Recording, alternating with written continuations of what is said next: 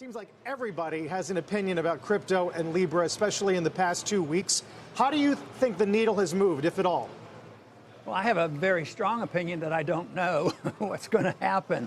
But no, there is a lot of talk. I'm all for cryptocurrencies and blockchain technology because I like competing currencies, but I don't know the technology. But it bothers me when you hear about governments, whether they're local governments or countries, and saying you're not allowed to do this and not allowed to do that, because historically governments always have to have a monopoly control over money and credit. Obviously, that's why we have a Federal Reserve instead of allowing the market to operate. So it's this desire to regulate and find out, but I think that's always because the governments are afraid they're going to lose some tax revenues if they're not careful. But I'm for the least amount of regulation. I don't know what's going to happen to cryptocurrencies. I think it's a great idea, and I only have one rule: no fraud.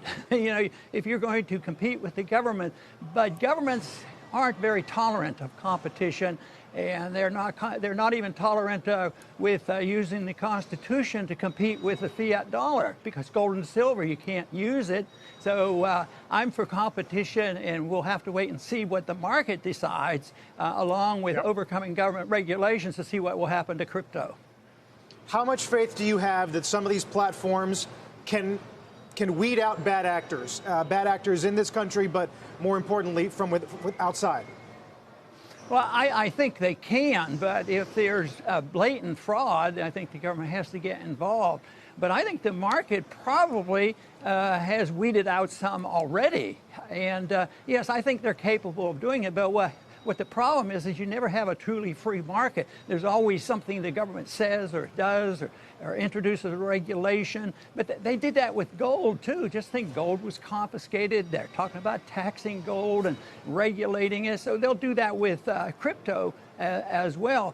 But no, if the market is allowed to operate, the bad guys get weeded out in all forms of economic activity. But it's hard to find that anymore. There used to be a day when you had more competition, and I think in the last couple of years we've moved in the right direction with a little less regulation, but we're a long way off from true competition.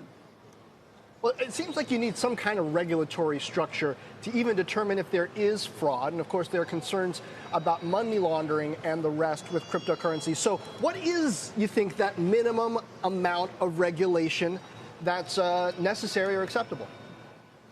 Now, I don't think you go looking. I mean, we just went through a lot of activity here over the presidential election because they said there is, and we're going to find it, and we're going to prove it. No, you have to have a charge made. Somebody has to say, somebody did this. But to go look and say, well, we want to prevent it, it's sort of like prior restraint in the media. You don't go looking for somebody saying something wrong, or you have to allow something to happen to have a reason.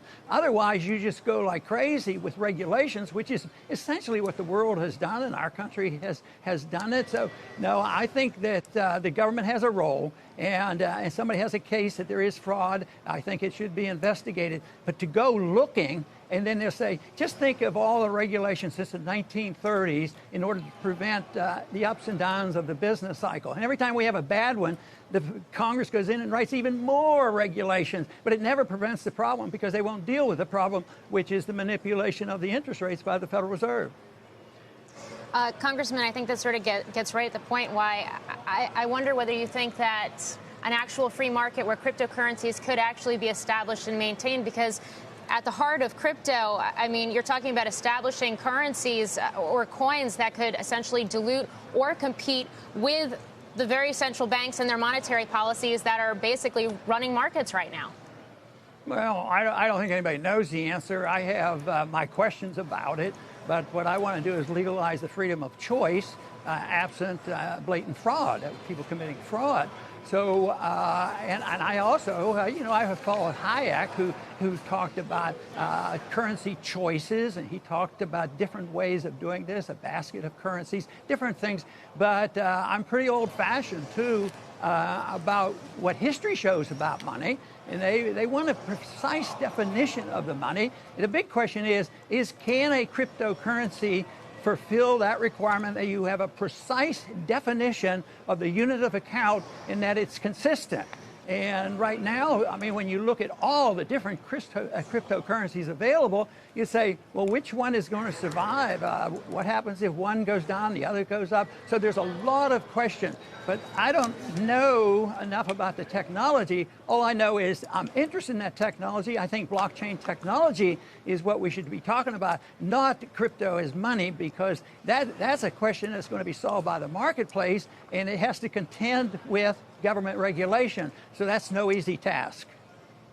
I wonder what you think. Crypto enthusiasts liken Bitcoin and the other cryptocurrencies to gold. They call it digital gold. Do you agree? Well, I think there's some similarities, but there's some some things that aren't very similar, because the unit of account is an ounce of gold. You know, you can put in your hand. You can't the crypto. You can't quite do this, though. The people who like crypto will say so. But I still am locked in with thinking about the regression theorem, which says you have to go back to that unit that was once called money. Like our dollar originally started as a silver dollar, and it was connected to it. Just think of the difficulty of the SDR. They were going to create money out of thin air and get people to use it back in the 70s. Nobody paid any attention to that. And I think that's one of the problems with the euro right now. It did not start off with somebody knowing what a euro was. And it's having problems. But all currencies are fiat now. And that's why people are, some of the central banks, many are, buying gold and looking at alternatives and looking at crypto. Yep. And I think that's good, but sorting this all out is a real challenge. Finally, Congressman, Treasury on Friday said government could run out of cash by September. Mnuchin urging Congress to raise the debt ceiling before the August recess. Do you think we're going to have fireworks on the debt ceiling later this year? Oh, political fireworks, a lot of talk, but it is in the interest of Republican and Democratic leadership never to not pay the bills. That is not going to happen. The only way that would stop is if they ran out of electricity or something in Washington, where they couldn't run the printing presses and run the computers. No, they'll do the fussing, and they'll try to agitate, and the Democrats want to remove some of the limitations on spending. But the Republicans aren't hesitant. They need the spending too, infrastructure and militarism and the empire. So no, both sides really need it. There is no way that it'll be just a political football. It happens quite frequently, but it's not going to put any restraint on the spending or any restraint on the expansion of the deficit, which is the real problem that we have to face up to.